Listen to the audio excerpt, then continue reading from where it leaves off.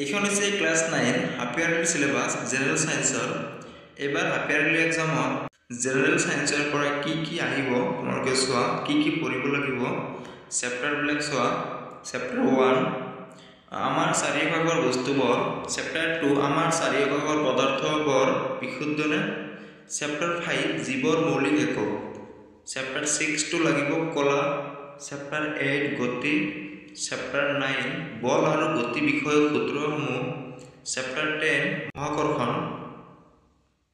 আৰু লাগিব চেপ্টাৰ 13 আমি অসুস্থ হওঁ কিয়, চেপ্টাৰ 14 প্ৰাকৃতিক সম্পদ। তোমালোকৰ এইখিনি আছিল জেনাৰেল সায়েন্সৰ ক্লাছ 9 হাফ ইয়াৰলিৰ সিলেবাস। যদিহে ভিডিঅ'টো চাই ভাল লাগিলে ভিডিঅ'টোত এটা লাইক কৰিব আৰু চেনেলত নতুনকৈ আহিলে চেনেলটো সাবস্ক্ৰাইব কৰিব। এইটো ভিডিঅ' ডিসক্ৰিপশ্যনত আমাৰ হোৱাটছআপ গ্ৰুপৰ লিংক আছে, তোমালোকে আমাৰ হোৱাটছআপ গ্ৰুপটো জইন কৰিবা। আজিলৈ ইমানে, থেংক ইউ।